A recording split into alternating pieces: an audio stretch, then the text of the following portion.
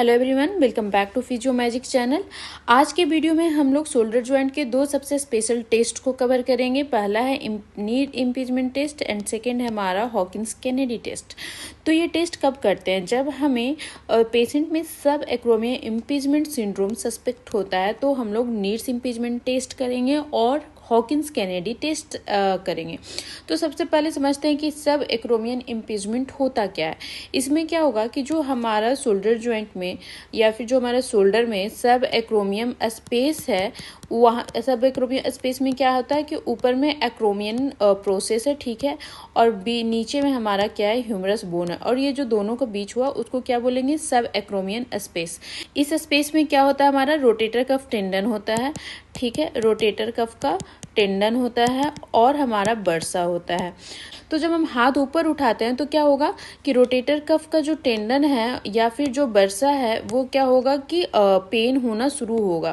तो ये होता क्यों है? तो सबसे पहले समझते हैं कि इसके होने का कारण, कॉजेज क्या है। Overhead activity.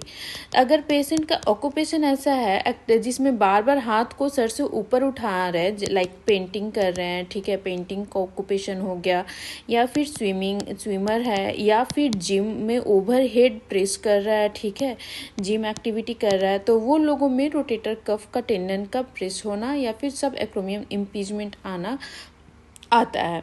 सेकेंड हमारा क्या होगा, बोनी स्पर्स। लाइक कभी कभी क्या होता है, हमारा एक्रोमियन प्रोसेस है उनकी एक्स्ट्रा ग्रोथ हो जाता है, जिसके वजह से क्या होगा, हमारा स्पेस नैरो होना शुरू होगा और उन्हें इम्पिंज्ड करना स्टार्ट होगा, तो पेन स्टार्ट हो जाता है। तीसरा हमारा रीजन क्या होता है, मसल्स का इम्बैलेंस। लाइक अगर हमारा रोटेटर कफ जो मसल्स है उसमें वीकनेस आ जाता है, कमजोरी महसूस होता है, तो भी हमें पेन आना शुरू हो जाता है। हमारा क्या होता है, पोस्चर भी बहुत मैटर करता है। पोस्चर अगर खराब है, राउंड शोल्डर है, झुके हुए हैं, तो उससे भी हमारा क्या होता है, स्पेस नैरो होना स्टार्ट करेगा एंड देन पेन एग्रीवेट करना शुरू हो जाता है। तो पहले देखते हैं कि इसका सिम्टम क्या है, पेशेंट क्या कंप्लेन करेंगे, जिससे हम समझेंगे कि इन्हें सब एक्रोमियन इम्पीचमेंट है।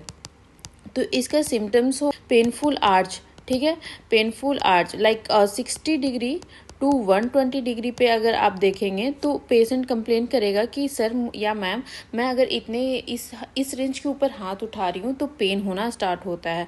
तो आप इससे सस्पेक्ट कर सकते हैं कि इसे मे बी सब एक्रोमियन इम्पीचमेंट सिंड्रोम हो सकता है। या फिर नाइट में पेन ज़्यादा बढ़ जाना, हाथ को उठाने या पीछे ले जाने में कमजोरी महसूस होना, तो ये सारा सिम्टम क्या होगा, हमारा सब एक्रोमियम इम्पीचमेंट का सिम्टम्स होता है। तो पहले आता है नीड्स इम्पीचमेंट टेस्ट। हम कैसे करेंगे, तो ये क्या होगा, हमारा शोल्डर इम्पीचमेंट, ठीक है। मूवमेंट जो ऑफ आर्म जो है वो स्कैप्सन प्लेन में हम लोग करते हैं। तो स्कैप्सन प्लेन क्या होता है ये क्लियर कीजिए। स्कैप्सन प्लेन मतलब कि फ्लेक्शन और एबडक्शन दोनों के बीच का, जो मान लो पेशेंट को क्या करेंगे, थोड़ा हाथ को फ्लेक्शन में उठाएं और उसको थोड़ा एबडक्शन में, इधर हम सीधा उठाते हैं तो क्या होगा, फ्लेक्शन होगा। अगर हम पूरे साइड बाय साइड उठा रहे हैं तो क्या होगा, एबडक्शन होगा। और जो बीच का जो हमारा प्लेन है वो क्या होगा, हमारा स्कैप्सन प्लेन। तो हमारा ये जो टेस्ट है वो हमें स्कैप्सन प्लेन में ही करेंगे। तो प्रोसीड्यूर क्या होगा, पहले तो शोल्डर को स्टेबलाइज करेगा, जो थेरेपिस्ट है हम लोग वो शोल्डर को स्टेबलाइज करेंगे और हाथ को फ्लेक्स करके थोड़ा इंटरनली रोटेट करेंगे, ठीक है। पहले पूरे आर्म को स्ट्रेट करेंगे, देन इंटरनली रोटेट करेंगे और उसके बाद हाथ को फ्लेक्शन में लेके जाएंगे। जैसे ही हमारा आर्म 70 डिग्री टू 120 डिग्री जाएगा तो पेशेंट कंप्लेन करेगा पेन। तो इसका मतलब क्या हुआ, हमारा टेस्ट पॉजिटिव है और उसे सब एक्रोमियम इम्पीचमेंट सिंड्रोम है। का बेसिक कॉन्सेप्ट है ग्रेटर ट्यूबरोसिटी को एक्रोमियम के अगेंस्ट प्रेस करना।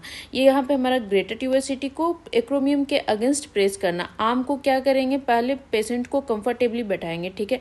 एक हाथ को स्कैपुला पे रखेंगे, एक हाथ को कहाँ रखें, स्कैपुला पे रखेंगे, ताकि कोई भी कंपल्सेटरी मूवमेंट ना हो। फिर आर्म को इंटरनली रोटेट करके, ये जो हमारा आर्म है इसको थोड़ा इंटरनली रोटेट करके और फिर फुल फ्लेक्शन प्रोवाइड करता है थेरेपिस्ट।